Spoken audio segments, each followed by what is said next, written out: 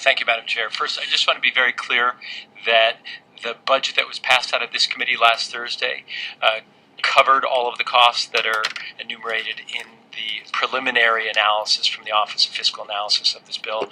I'd like to applaud Representative Miller, Representative Holder-Winfield, and others who put so much effort into the original bill and the modification that now matches what we have in the budget.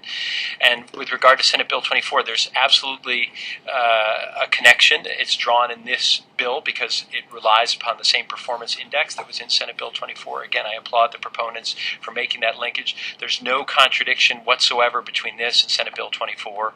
And in fact, this bill helps demonstrate the many ways in which we are moving ahead with education reform in Connecticut this year. So I hope, just as happened in the Education Committee, that this good measure will have bipartisan support. Thank you, Madam Chair. Thank you very much. Representative Lavielle. Thank you, Madam Chair. Just a comment. I just want to clarify that I did not suggest that there were any contradictions. I wanted to be sure that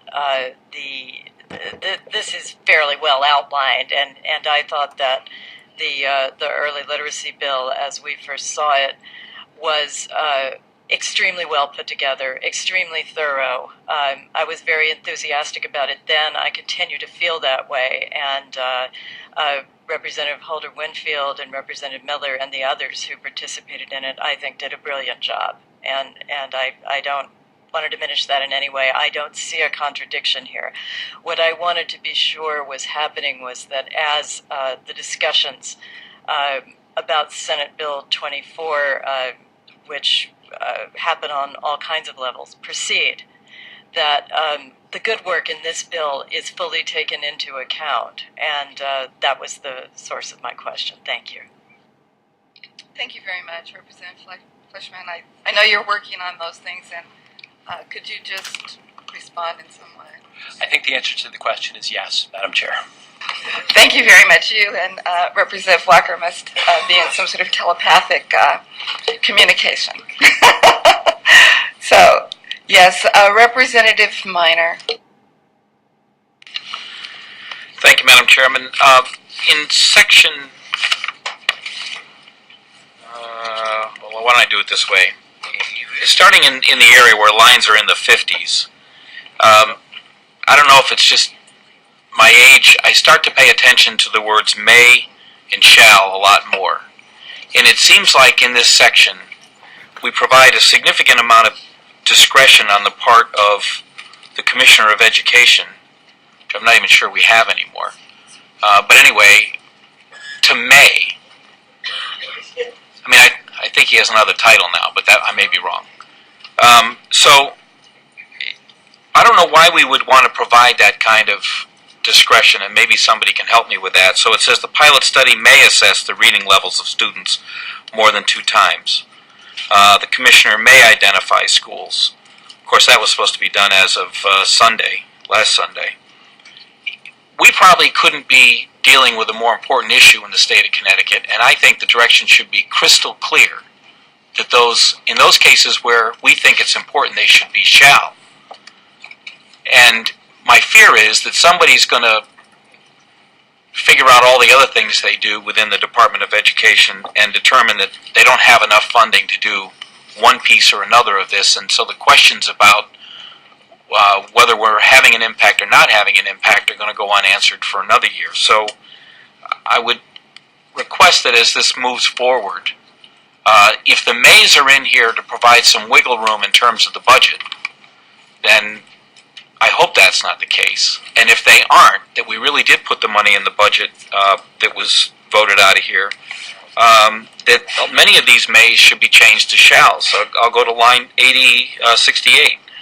The Department of Education may research and evaluate participating schools, and such research and evaluation may be conducted in conjunction with external groups or organizations.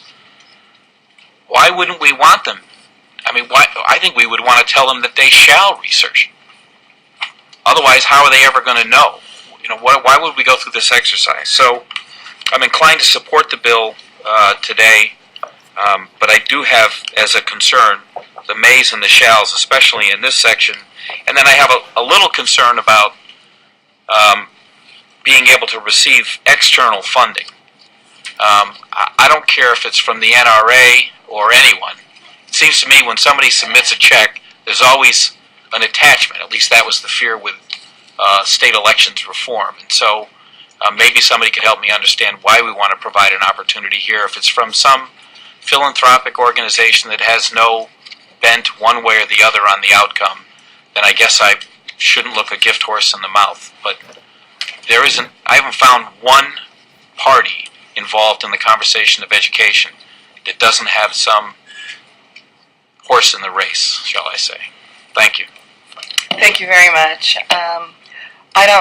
Representative Wood? I think you raised some good points that will certainly be taken into consideration as the bill moves forward. Representative Holder-Winfield had his hand up previously, and then we'll go to Representative Wood. Thank you, Madam Chair. First, I would like to say thank you for keeping this bill alive by taking out some sections that I think are integral to actually doing what the intention was. I'm not happy about that, but I understand why we did it. Having said that, it is my opinion that in this session of education, this is the bill. This is the bill we should be doing. This is the bill that when people came to the Education Committee, across the board they testified would do something to significantly impact the achievement gap we have in the state. This is the bill. This bill that we're looking at today, while I appreciate the comments of the Chair of Education, does not come to you because those people who were laid out as working on this presented this. This is not what we would have presented.